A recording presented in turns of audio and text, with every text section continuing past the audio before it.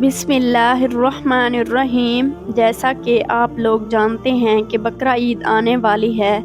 ये ईद क्यों मनाई जाती है, इसके पीछे असल कहानी क्या है। हज़ारों साल पहले का वाक़या है। हज़रत इब्राहीम अलैहिस्सलाम आराम फरमा रहे थे और उनको नींद आ गई। ख्वाब में देखते हैं कि अल्लाह ताला उनसे फरमा रहे हैं कि ऐ इब्राहीम, अपनी चीज़ को मेरी राह में कुर्बान करो। जैसे ही सुबह हुई, आप उठे और सोचने लगे कि नबी का ख्वाब कभी झूठा नहीं हो सकता। उस वक्त आपके पास बहुत ही तादाद में ऊँट मौजूद थे। आपने 100 ऊँटों की कुर्बानी दी। फिर अगली रात हज़रत इब्राहीम अलैहिस्सलाम आराम फरमा रहे थे। उनको ख्वाब आता है।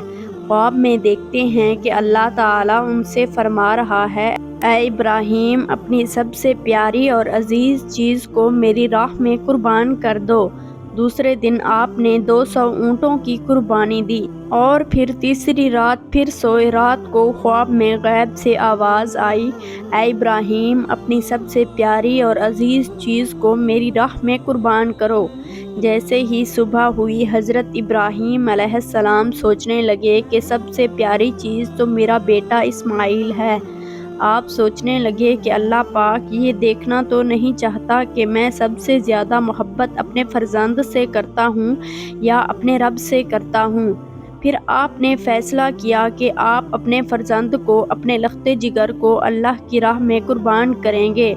हज़रत इब्राहीम अलैहिस्सलाम अपनी ज़ौजा हज़रत हाजरा के पास आते हैं और उनसे फरमाते हैं, ऐ हाजरा, आज इस्माइल को तैयार करो और उसे गुस्ल करो और खुशबू लगाओ, उसको नए कपड़े पहनाओ, और आज हम अपने दोस्त की दावत पर जा रहे हैं। ये सुनकर हज़रत हाजरा बहुत ही खुश हुई और हज़रत इस्माइल अलैहिस्सलाम को तैयार किया, नए कपड़े पहनाए। फिर इब्राहीम अलैहिस्सलाम अपने लख्ते जिगर को लेकर फ़लस्तीन से मक्का की तरफ रवाना हुए।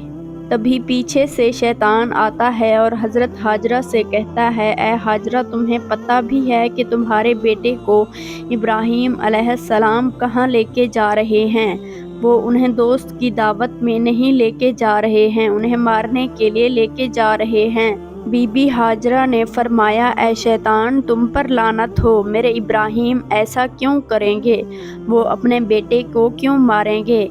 तो शैतान बोला कि हज़रत इब्राहीम अलैहिस्सलाम ने ख्वाब में देखा कि उन्होंने अपने बेटे को कुर्बान करना है, इसलिए वो अल्लाह की राह में इस्माइल को कुर्बान करने जा रहे हैं। तो हज़रत बीबी हाजरा ने फरमाया, ऐ शैतान, तुम पर अल्लाह की लानत हो, अगर ये हमारे रब की तरफ से हुक्म है तो ऐसे एक इस्माइल तो क्या हम हज़ारों इस्माइल भी अल्लाह की राह में कुर्बान कर देंगे।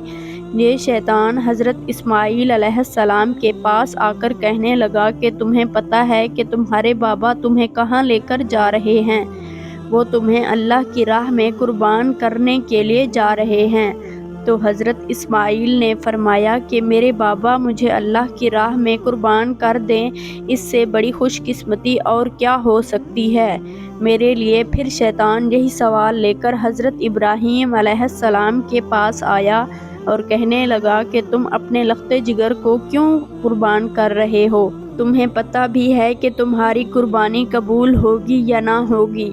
ये तुम्हारा बेटा है, तुम्हारा लख्ते जिगर है, तो इसे कुर्बान ना करो।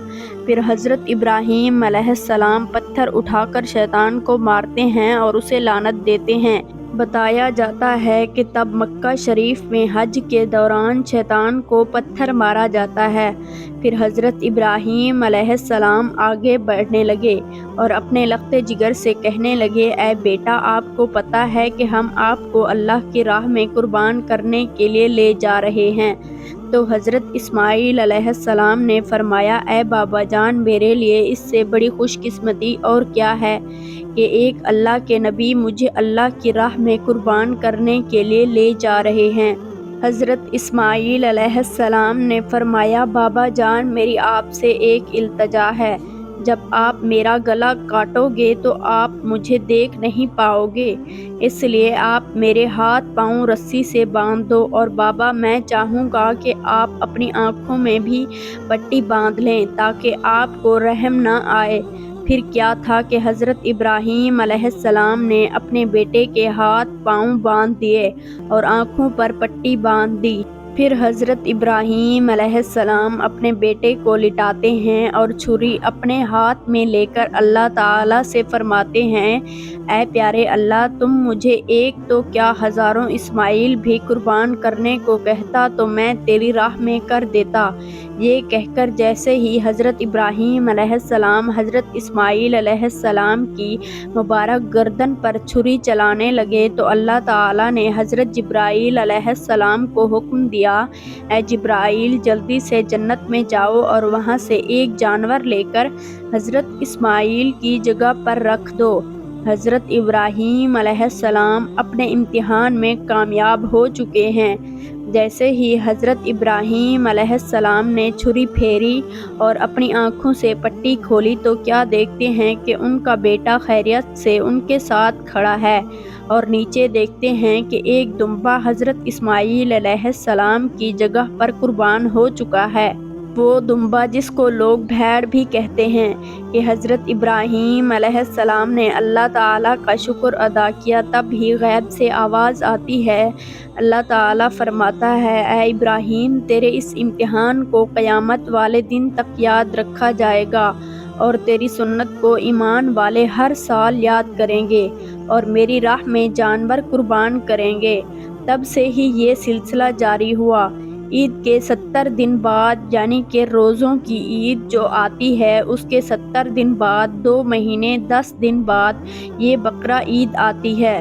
پاکستان، ہندوستان، بنگلہ دیش، جہاں جہاں بھی مسلمان رہتے ہیں، اس دن کو، اس سنت کو ادا کرتے ہیں اور اللہ کی راہ میں جانور قربان کرتے ہیں۔ یہ سنت 3 دن تک ادا کی جاتی ہے۔